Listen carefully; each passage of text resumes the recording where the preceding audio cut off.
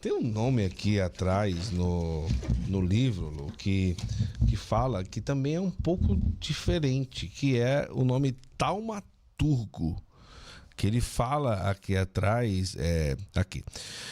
A ele foram atribuídos diversos ofícios: consolador das almas, protetor da igreja, combatente contra as insídias do diabo. Isso aí a gente já conhece bastante. Estamos acostumados. É combate pra todo lado, né, amor? Como é que tá aí? Tá dando certo lá? Quantos aí? Ah, já? Eu disse a você o cálculo, tá vendo? Anjo taumaturgo, condutor das almas ao paraíso e defensor do reino dos céus. Mas taumaturgo, eu já tinha escutado a palavra, mas o que se refere quando se fala de São Miguel Arcanjo? Taumaturgo significa aquele que tem poderes maravilhosos ou prodigiosos, né? Relacionados à cura ou também à proteção espiritual. Então, São Miguel Arcanjo, um dos ofícios de São Miguel, lá no início do cristianismo, ele era considerado um grande taumaturgo, aquele que cura doenças, né? Quer dizer, a gente sabe que Deus que faz o milagre, opera o milagre, mas pela intercessão de alguém, né, muito próximo a ele, o primeiro dos anjos, São Miguel. Então, nós temos uma história muito, muito interessante, que é o milagre de Coney, que é a antiga Colossos, numa região que hoje nós conhecemos como Turquia. Lá havia um senhor que tinha um certo poder aquisitivo e ele tinha uma filha surda e muda. E numa determinada... Ele tinha um pesar muito grande por essa filha. E numa determinada noite, ele sonhou com São Miguel Arcanjo, dizendo para ele levar a menina numa fonte, que lá ela obteria a cura. Ele levou a menina nessa fonte, a menina se banhou e ingeriu aquela água. Também tomou banho.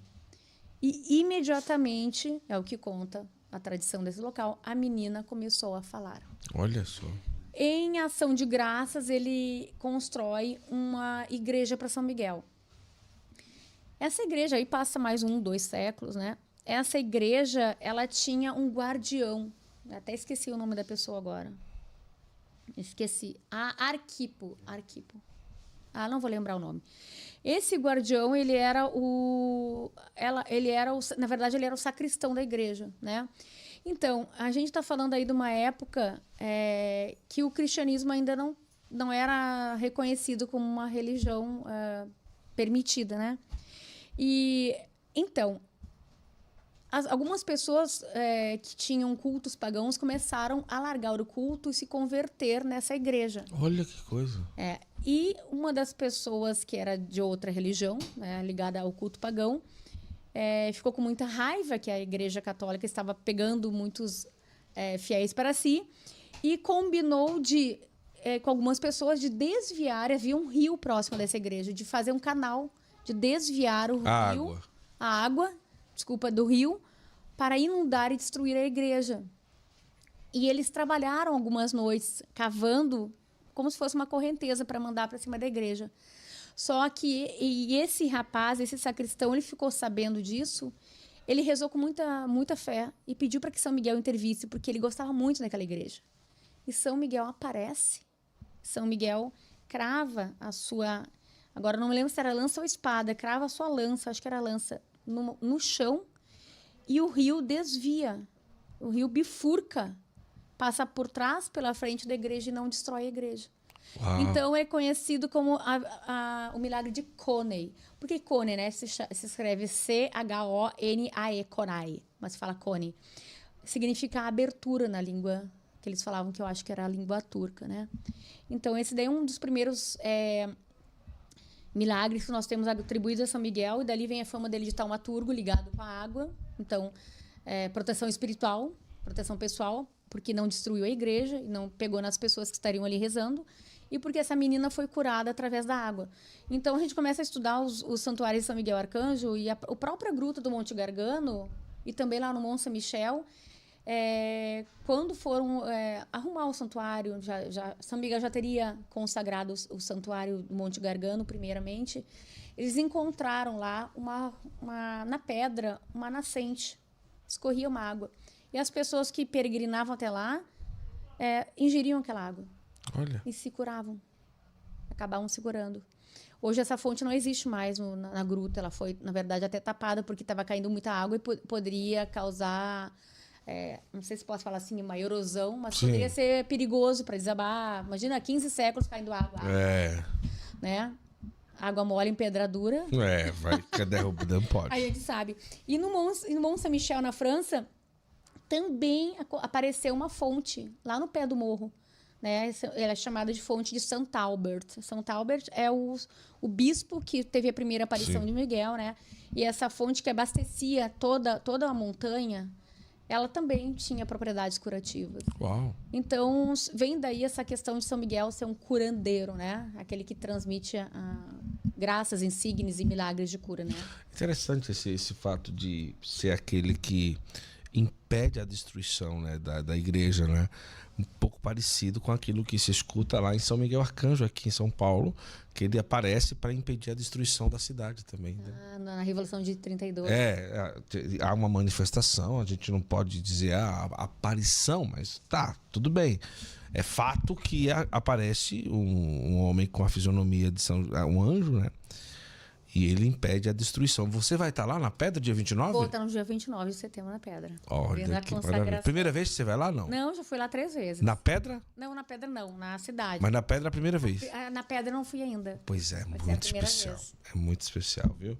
E tem uma pedra lá, né, amor? Que o pessoal ainda não vai visitar, que eu já vi, olha. Vocês foram várias vezes nessas moradas. Sim. Eu levei o padre Duarte Lara também lá. Ele foi lá. Foi quando ele disse que aqui o céu tocou a terra, né? Ele fala isso. Ele diz que ele conhece vários lugares de São Miguel, mas que ele sente algo muito especial ali. Não, e é mesmo. Eu fui assim diversas vezes. Eu estarei lá também no dia 29. Estaremos todos juntos. Agora, Lu, uma coisa que eu fico pensando, sabe? Hoje talvez menos, mas eu lembro que existiam aquelas revistas esotéricas que trazia todo tipo de anjo e tal, Miguel, Gabriel, não sei o que, aí inventava mais uns 2 ali, que Uriel, não sei o que, aquela coisa toda, né? E hoje já não tem tanto assim, mas já foi mais forte, mas ainda existe. Mas eu penso hoje dentro da igreja, qual que é a linha que separa, né, o mergulho à vida dos anjos com perigo de se ver essas coisas com um pouco de esoterismo, de astrologia, de... Você está entendendo o que eu estou falando? Você é geólogo. Tem uma linha tênue, realmente. A gente tem que cuidar muito. Foi por isso, desde o início, a minha preocupação em buscar conteúdo católico, porque é muito fácil a gente cair em algumas páginas, até ligadas à espiritualidade, que não sejam propriamente ditas católicas, porque assim o assunto dos anjos ele está em várias religiões, em várias correntes filosóficas também. E dentro da própria cabala, né, eles nomeiam ali eles fazem ali o nome dos anjos, né, pelo dia de nascimento da pessoa. E então, acho que na década de 80 e 90, se cultuava muito os anjos de uma forma mais ligadas ao esoterismo. E aí o Papa João Paulo II, o que ele fez? Vendo o que estava acontecendo no mundo e sabendo que os anjos são um assunto muito sério para nós, ele faz a catequese dos anjos. Ele pega as audiências de quarta-feira e ele destina, se não foram 4, foram 6, 1 mês e meio, assim. Toda quarta-feira ele ensinava algo sobre os anjos dentro da nossa visão católica, né? Justamente, eu me lembro que eu li isso no livro dele, justamente para fazer aquela separação do esoterismo e focar na questão dos anjos de acordo com a nossa tradição católica. Então, assim, o que eu posso dizer? Que a gente tem que ter muito cuidado as páginas que a gente segue, que mencionam os santos anjos. Os santos anjos eles têm que estar de acordo com o que fala o catecismo da igreja. As Sagradas Escrituras, o que falam dos anjos? Não tem, ela não coloca nome nos anjos, as Sagradas Escrituras, né? Existem 7 arcanjos. A própria Bíblia fala que existem 7 arcanjos. Mas nas Sagradas Escrituras só falam o nome de 3. E num determinado momento da nossa igreja, se foi definido que somente 3 a gente conhece pelo nome. E que os outros 7 que existem, mas que nós não temos certeza do nome, mas eles são muito... Eles vêm do livro de Enoque. que é um apócrifo. Os outros 4, no caso. Os outros 4, no caso. Junto com Gabriel, Rafael e Miguel, né? Mas os outros 4, eles têm nome no livro de Enoque. E tem uma parte da Igreja Ortodoxa que estuda, a gente chama da Escola dos 7, né? A Escola dos 3 é a nossa aqui, mais ocidental. E a dos 7 pega o 7. Então, eu não vou dizer que tem confusão, mas assim, a gente faz o que manda a igreja neste momento. Assim, eu sou da escola que estuda o que está regrado aqui para nós, né? Católica, apostólica, romana. Então, a gente tem que ter cuidado de seguir a tradição, o catecismo da igreja. Vá estudar a geografia, a história dos santos. Tem muitos santos que foram místicos e que tiveram experiências com os anjos. Vai estudar a vida dos santos. Os santos que tiveram experiência com os anjos, eu não encontrei nenhum, até hoje, que tenha dito um outro nome, a não ser aqueles 3. Quais os mais conhecidos? Padre Pio, não? Padre Pio, Santa Faustina, Santa Francisca Romana, Tomás de Aquino. Sim, né? claro. Tomás de Aquino. Doutor Angélico. Doutor Angélico, Doutor Angelorum, Papa Gregório Magno. Nós temos, inclusive, não é santo, o Imperador Constantino, manifestação de São Miguel na vida de Constantino. Graças a essa manifestação, ele liberou Roma para o cristianismo, né? Os perseguidos, sim. Os católicos eram extremamente perseguidos, não podiam cultuar o cristianismo, né? Cultuar Deus, Jesus. E através de um momento muito crítico na história da humanidade, do Império Romano, onde perseguiam e matavam, decapitavam os cristãos, São Miguel, na verdade, Constantino tinha uma batalha muito importante para fazer. E ele sonha. Então, tem uma parte que ele fala que ele sonhou e tem outra parte que fala que ele viu um sinal no céu. Mas dizem que ele sonhou e uma voz mostrou uma cruz para ele, a cruz de Quirro, que é uma cruz diferente, não é aquela cruz que nós conhecemos. Ela é uma mistura da letra X com a P, é um XP, tá? E ele mostrou, quer dizer, apareceu esse sinal no sonho de Constantino e uma voz que não se apresentou pessoa disse assim: com este sinal vencerás. E ele acordou e ficou com aquilo na cabeça. Reuniu seus soldados e mandou cunhar no estandarte, no escudo, falou do sonho e todo mundo começou a cunhar aquele sinal, que significa Cristo, é um cristograma, né? E ele acreditou naquele sinal. E ele venceu uma batalha sobre a ponte Milvia, né? Contra, acho, Maxêncio, eu não lembro o nome, tá? E essa foi uma das vitórias que fez com que ele fosse o primeiro imperador romano cristão. Neste momento, ele libera todo mundo para acreditar, quer dizer, para cultuar o cristianismo de uma maneira eu vou dizer, sem ser escondido como era antigamente, tá? Então, foi o primeiro imperador cristão que nós tivemos, romano cristão. O que acontece? Num determinado momento, e nisso, quando a gente fala na história dos anjos, na manifestação dos anjos, a gente não sabe o tempo exato que aconteceu. Na outra semana ele apareceu de novo. O tempo deles, de Deus, é diferente do nosso, né? Então, levou-se um tempo, que eu não sei quanto tempo, e ele estava sozinho e uma figura se apresenta para ele. Uma figura, se não me engano, trajando uma túnica branca. E ele se apresenta como o Arcanjo Miguel. Ele diz: eu sou o Arcanjo Miguel. Eu botei a vitória nas tuas mãos. Aquele sinal foi eu que te dei. Então, ele acredita que aquela voz com esse sinal vencerás veio de São Miguel. O que ele faz? Ele vai para essa região, né, para Constantinopla.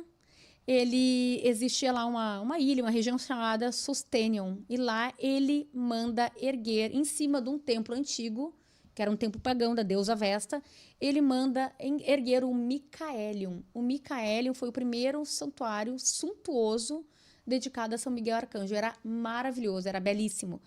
Esse santuário tinha uma fonte também. As pessoas ingeriam, se banhavam e se curavam.